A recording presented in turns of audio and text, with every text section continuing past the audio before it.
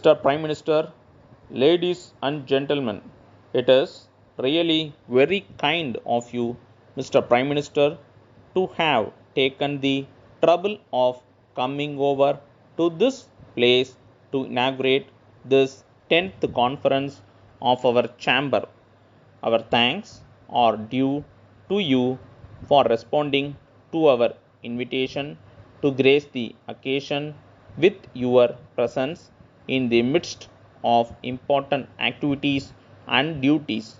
I hope you would have had the time to go through the papers sent to you which explain the activities of our chamber.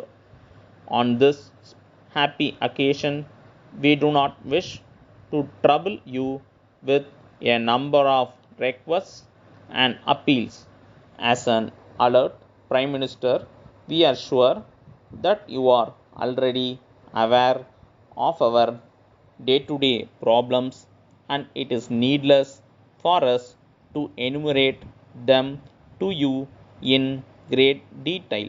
Nevertheless, I consider it my duty to bring to your kind notice certain areas in which we would very much like your sympathetic consideration in the light of the facts which are in our favor.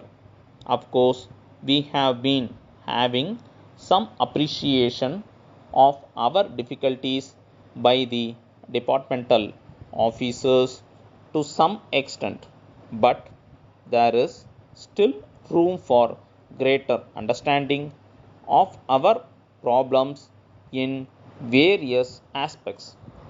First, let me refer to the problems experienced by our members in the matter of export. We know full well that it is the duty of those engaged in trade and commerce to step up the export of various items. As a matter of fact, in all our annual and special meetings, we have been trying our level best to find out ways and means of how we could cooperate with the government in stepping up the exports. We have to do a lot in this regard.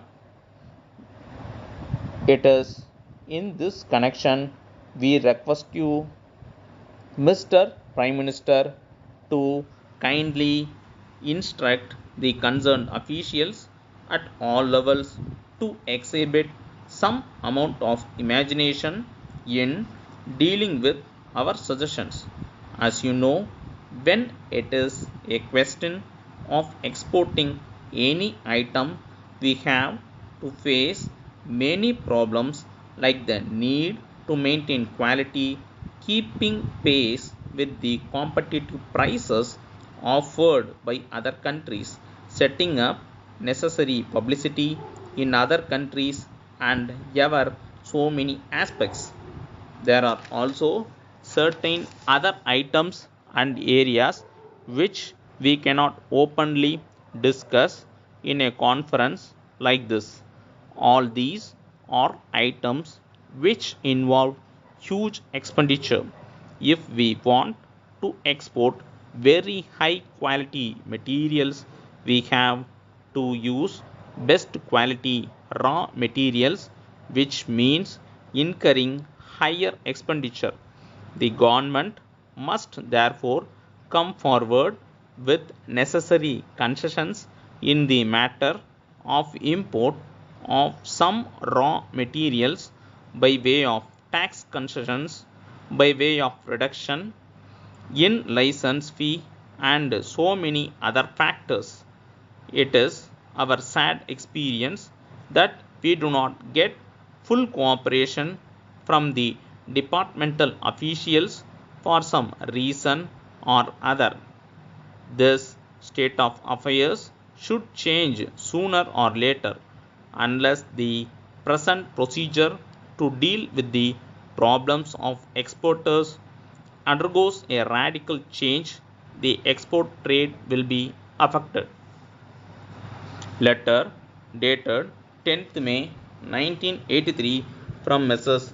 Ganesh & Co. Madras to Messrs. Sundar and Sons Erode. Dear sirs, we are very sorry to inform you that you have not paid our bills for the past 10 months. We have sent to you several reminders by post besides a number of telephone calls. In spite of all these, we have not received the payment. You have not acknowledged receipt of our letters and given us the reasons for such delay in payment. We are aware that in the past you have been very regular in your payments and we have had no occasion at all to make any complaint to you about delayed payments. Suddenly, we find that it has not been possible for you to clear our bills.